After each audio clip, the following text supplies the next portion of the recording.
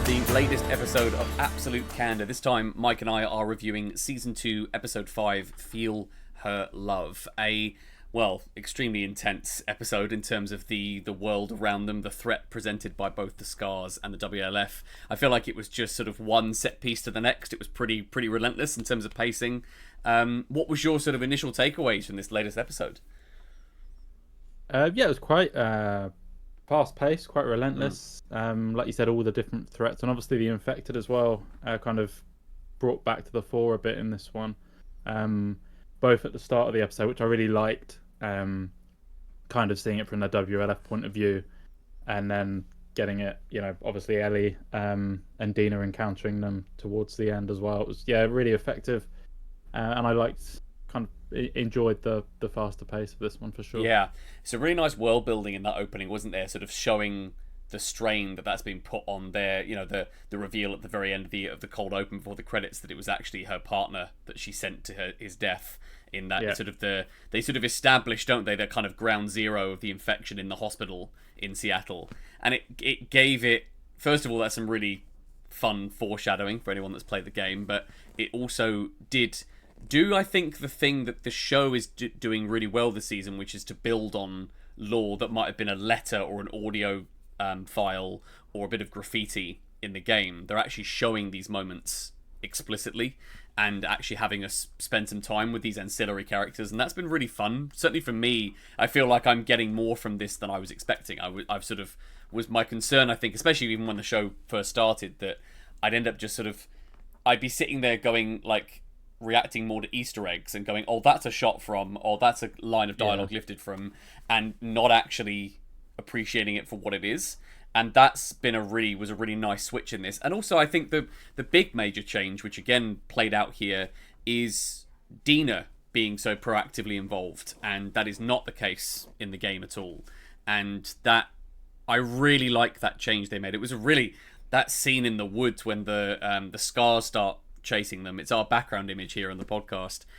When she takes the arrow and gets hit in the leg, that is a moment swap. In the game, Ellie takes it in the shoulder, and it's where you're introduced to the Scars for the first time, and mechanically it introduces the whole, like, you have to extract arrows if you get hit, because otherwise you bleed out. Okay. So there's a little gameplay mechanic in there. That's been some lovely things too in this, where they've Dina with her listen mode and, like, using a bottle, and, like, there's been some nice little nods there. But that I thought was really effective, and it also showed the vulnerability that even though they sort of made a big moment out of Dina choosing to go with Ellie, they reminded us then in that moment that they are just these relatively young women. She's pregnant. This is not them with backup. Obviously, we then see Jesse and he mentions Tommy as well back at the theatre. But just the notion of them being out there in that world, it felt dangerous. I think it was important that we had the infected there too. Another great use of the stalkers. Again, that brilliant sequence with her. Probably my favourite sequence in the episode. Yeah. Where, there's one and they think they can handle one about, and then there's like 6 or something at the end. It was really cool. Really effective. Let's get into that a little bit, because I think that the way that was shot and the staging of that bit when she's in the cage, and Ellie sort of putting herself out there to say, well, I'll take it, I can get bit. And that was harrowing, that whole bit, where, like, they were clawing their way through. It was, they were like eating her guts out, it seemed like, and then she's like, I'm good, I've brushed it off, I'm fine. Brilliantly staged sequence, and you felt the panic, I think, from those characters.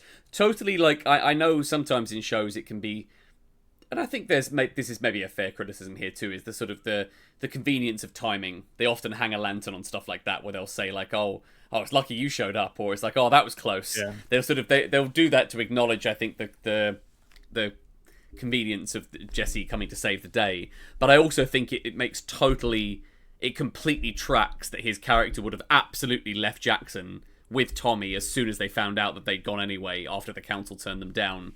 I think it makes total sense that that would happen. That wasn't a weird choice. Well, like I said last week, without knowing the game plot, that I thought that Tommy would have gone after Ellie, based on feeling that responsibility for kind of taking over Joel's guardianship of her. So that it was like, if anyone was going to save them, it was going to be those two.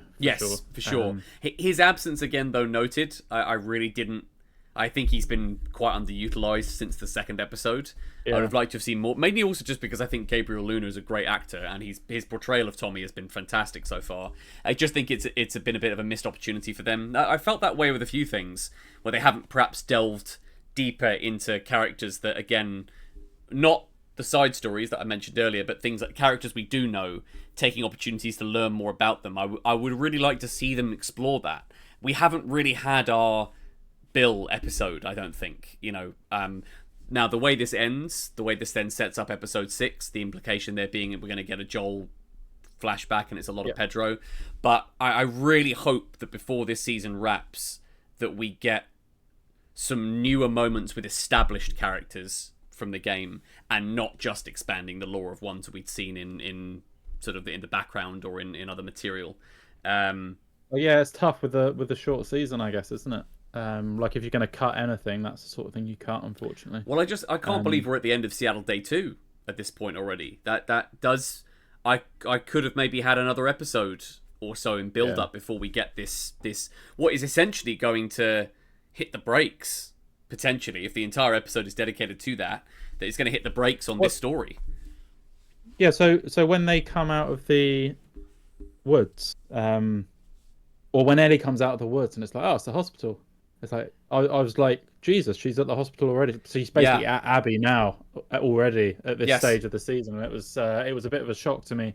I thought I thought the focus was going to be on getting Dina back to the theater, and then Ellie was going to go back there and fight her way back to the theater. Which I was which I would have expected. I think if we'd had an 8 or 9 episode run, that would have been them going back to the theater at the end of this episode and her leaving for the hospital to kick off episode 6. So it's just it's very condensed, and I do think I don't know how I feel about that at this stage. I think I need to take in the full season first before I kind of go, does it feel rushed? The suggestion is the next episode is going to be a bit, you'd assume, isn't going to be quite as pacey as this one, and maybe that will be enough that we get kind of a bit of a lull before the intensity probably of the final episode. But something I really liked in this, or that I've liked throughout actually, there's a few moments and the stalkers in this one, the where they're on near the subway train in, I don't know if it's the last episode or the episode before, and then where they first kind of come across the WLF when they get to Seattle. There's like 3 clear occasions when you're like, they're absolutely fucked here. There's no way they're getting out of this situation, and they managed to get out. And I think I said previously, like, when The Walking Dead has done that, it's been, you're always like, oh, it's like they're obviously going to get out of this one, because it's happening so frequently. Like every episode there's like someone's about to get killed by a walker and they manage to get out of it. But just the stakes in this do seem higher, and I don't know if that's just because we obviously lost Joel, and like it instantly kind of gives you the feeling that anyone could die, or if it's just the way it's filmed in a really effective way that you can feel the I think that's fair. I think part of that too then harkens back to the first episode, the fact that he loses his daughter. We know that's obviously from the source material, but straight away, if you just take the show again for what it is, they establish that this world, as it collapses, is a dangerous place, and that nobody... I feel like if you're willing and able to make the narrative decision, both in the game and the show, to kill Joel, that proves that their characters don't have plot armor, that they are more than willing to have characters survive, not survive, be affected, injured for an extended period or forever. They've shown a willingness to make tough story decisions stick, and that I think is played out really nicely. Where you then do feel the intended emotion, you do then feel those characters under threat, that anything is possible. And we've seen enough deviations that there's no reason to say that they couldn't do a real hard turn and really surprise us with some character deaths and some unexpected twists. Yeah, and I think the nature of the infected in The Last of Us is, especially this season when they're kind of more intelligent, is that there are certain situations that you really do think, how are they going to get out of this? Whereas in like The Walking Dead, often it's just someone gets pinned down by a walker, and then someone else has to come over and knock them over the head, and then they get out of it. And that just happens too frequently. Whereas I think just the nature of the infected, they are such a threat. Even so, when the one dropped on Ellie a few episodes Mm. ago, and Bit gave her the bite. Like that was again a single infected can do that Yes. to like the protagonist of the show. Um, They've made good on their promise to refocus on them and to have them be a more consistent presence in the show. And I think that's to their credit. I think they're delivering that from the production standpoint. I really liked the constant feeling that they were scrambling in this episode. I think that's where yeah, that I think tied in nicely with the pacing too. It followed episode 4 really well, and we got a lot of moments where it really felt like they were against. It was really down to the wire that they were able to get away before, the moments where Jesse intervened. We got enough of that going on, and then of course we get to the hospital. We see Ellie make her way through and find Nora. There's a incredibly reckless as well, isn't she? yes, Like yeah. bad judgment to let her get away Hmm. effectively, and then to just chase her full on. She's like in proper revenge mode, which was quite cool to see. Yes, I think Um, that's important for this version of Ellie that we're seeing, is that she is a little bit more cavalier and a little bit more like there was gunfire while Nora was yelling yeah, out that she was there, and there's that great sequence where she's running through and there's the guys on the balcony shooting down at her. Ellie could quite easily have been taken out there, so the fact that she was able to pursue Nora then into the bowels of the hospital, and then of course you get the reveal then that there's spores, that is the airborne version of the infected, which that is the game. The spores is how the disease is transmitted, yeah, and the infection is spread. And I loved that sort of slow, breathy, as the one I that's saw, tied into yeah. the wall. That slow, sort of like ejection of the spores into the atmosphere in that area. It was really creepy. And then seeing obviously Nora struggling to breathe with this, you see her starting to Yeah, turn already. Really effective. my brain when Nora was running and like looking at it, and like the lift fell down. I was like, oh shit, they're fucked now. And Mm. I was thinking Ellie is fucked as well, because and then like as she was on the way down there, I thought, oh, obviously she's immune, so actually she's going to be fine, and she's just got Nora where she wants her Mm. basically. It was just fun to kind of work through that mentally, as with everything's happening so quickly, and you're kind of who's because when Ellie's getting shot at from the balcony, you think she's not going to get out of this situation because she's trapped Hmm. and everyone knows where she is. And then, Well, and I mean, could she's very stuck in the easily have house in been. hospital now, but Well, yeah, but she could have very easily been shot and captured as well in that sequence. I think yeah, that it, because they've established the stakes really well and the pacing I think has been really on point. You feel therefore the tension and you feel the possibility that something might happen, which then brings us to that scene, which is the in the corridor with the red light and Ellie very explicitly torturing Nora for yeah, Abby's location. Now that that is a moment that the chase sequence and the red corridor, I was really hoping we'd see that, because that is a moment lifted straight from the game. But the cutscene, you're not actually hitting her yourself. It's a cutscene moment, and the game doesn't show it in as explicit visual as you see here. We don't see the multiple hits and that relentless attack from did Ellie. you say it didn't show it for Joel either though, or it does show Joel No, getting hit? you don't see Abby wailing on him at all like that. Yeah, That's I guess again, maybe that's that connection then they wanted to make, which I think worked really well. it definitely worked, and I think a very sort of understated performance from Bella Ramsey. Like she didn't, I sort of refer to things like this sometimes as like some actors can really ham it up if they're emotionally, she resisted the urge to sort of go big and make it be sort of like a gruff shouting match between her and Nora. She kept that it kept the intensity really focused, and it really as a performance I thought worked And exceptionally well. also like emotionally not like doing an angry face as she's doing it. It's like No, because she's got quite a good like almost like resting angry face. yeah. There's definitely a little thing that she can do where she looks cross without like conveying a massive emotional change to her face. And it was, yeah, I think it was really nicely done. That whole, yeah, the whole bit in the bowels of the hospital was really cool, and it evoked the first game for me. Just the Mm. nature of the spores in the air was cool. I think it also now sets up another threat from the infected in this world, in that you've got the tendrils and the connection points underground where they can then detect things, and then you've got then the infection in these concentrated areas being spread via spores, is a really cool additional layer. I'm actually glad that they didn't pick a lane and they didn't go one or the other, that they've just done both, that the infection is continuing to Yeah. evolve, and that ties in really nicely when you then get characters like the stalkers or a bloater pop up and have those really interesting moments where they do feel like a threat. They do feel like they have earned that sense in that world.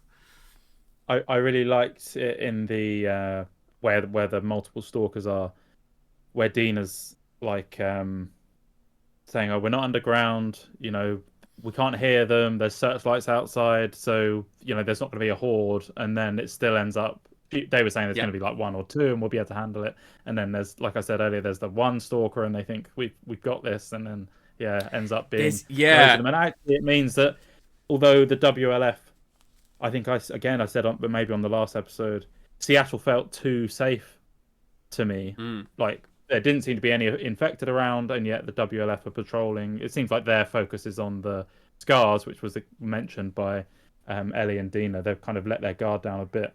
Um, but knowing that there's in the bowels of the hospital, there's the kind of spores in the air and some stuff going on, and then in this building in the middle of their kind of patrol route, mm. there's loads of stalkers, and that's why they're not going in there. It was yeah, all these kind of hidden threats in the city were nice to find out about. Yeah, and that was set up logically, that's why the WLF had been patrolling around it, and that they had that window that they thought was just an oversight on their part.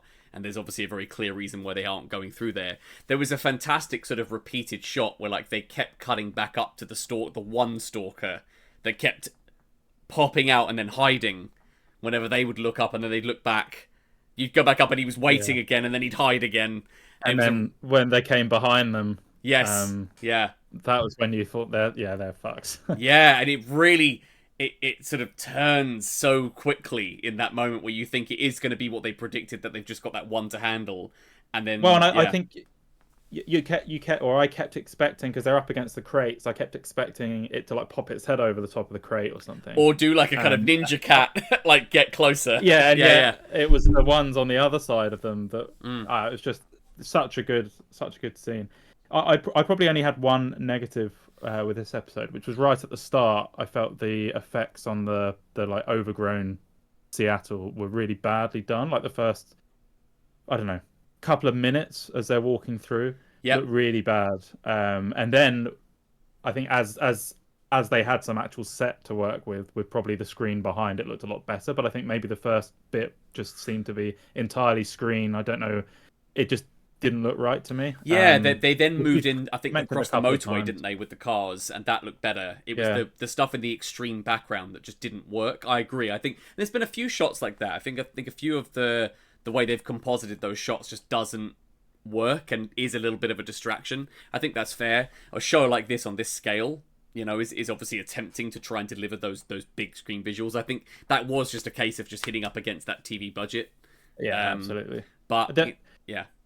One other thing I just wanted to quickly mention was it was nice that we got in the theater when Ellie goes down and there's like all the guitars on the stage and stuff, and she has that kind of recollection of memory of Joel, and it kind of just it was a nice thing just to remind you that she is on this revenge mission. Like they're not just there for any old reason, and it kind of helped with the connection to the end of the episode where she's torturing Yeah. the other And woman. to have that juxtaposed then with the scene with Joel, to have that then sort of almost absolutely. immediately follow with her not having moved into the garage yet. We're looking like we're flashing back a little further into the time jump between end of season 1 and 2. It's her at home, it's Joel there with her, And like a little girl, basically, she looks like a kid, a long way from what she is now. And I think also it's interesting that in these sort of shows, you would normally have a cliffhanger, but because she's torturing Nora, there can't really be a cliffhanger there. and yet so they kind of show us Joel, and then it's instead of a cliffhanger, it's like a here's what you've got to look forward to. Yes. Is more Yeah, Pedro yeah. Pascal in the next episode. Yeah. And It was everyone will be looking forward to that. for sure. And I think that's again this, I suppose, then is the benefit of having a very, very lean narrative in that you've got 7 episodes. You can very carefully choose where you want to leave each chapter and have those threads to the next episode, because you're not having to essentially pad out a narrative across 16 episodes. So there is definitely a benefit to them having a very focused season. I just think, especially when you acknowledged it already, the idea of the suddenly she's at the hospital. I think I could have done with some of these last couple of episodes. I think could have had room to breathe over maybe a third before we got into flashbacks. Or if this episode does pan out how I think it will be nice actually if we got some of these flashbacks actually spread out more, or we had like a little moment again with Abby. I think we've left Abby alone a little bit too long now. It does build up the anticipation of getting to her, so there is that element, but I do think there could have structurally been some more moments where we had like, a little flashback with Pedro in each episode, or a scene with Abby, just to give us those visual reminders as opposed to just the scene like you said in the theatre. Just be nice to get that. Yeah, I felt with the scars, like I don't know if we'll get more from the scars now. It seems like, obviously not knowing the game, it seems like that was their encounter with the scars. But I would like to have seen more of that. And there was a lingering shot on one of the female scars that suggests maybe we'll see her again at some point. Yeah, but I think they've established the world really nicely that is the conflict. I can't imagine they were going to want to move away from that, especially because this version possibly it will really, be... Yeah. Maybe it'll be Abby and the scars rather than, if you like you said, next season maybe we'll get a flip. We get the perspective change. Yeah. Well, folks, that'll about wrap it up for the latest episode of Absolute Candor. You can find us here at Burly Bird Media on all of the things: Facebook, Instagram, Threads, also YouTube, Spotify, and Podbean, where these episodes go up every single week. You can also come and join our Discord, which we have a lovely community over there. Please do consider checking that out. Mike and I are also streaming twice a week on Twitch, where we have Wednesday, our System Link gaming podcast, live on Twitch and YouTube, and also Burly Bird Live, which is our gaming showcase, which we have on a Saturday night, again on Twitch and YouTube. Mike, where can people find you? So I have a Xbox website at thexboxguide.com, and I'm also on Blue Sky and Threads with the same address, just posting Xbox articles occasionally, or there's a news aggregator on there. You can find the latest Xbox news. Nice one. Well, folks, thanks again for tuning in, and we will see you next time. See ya.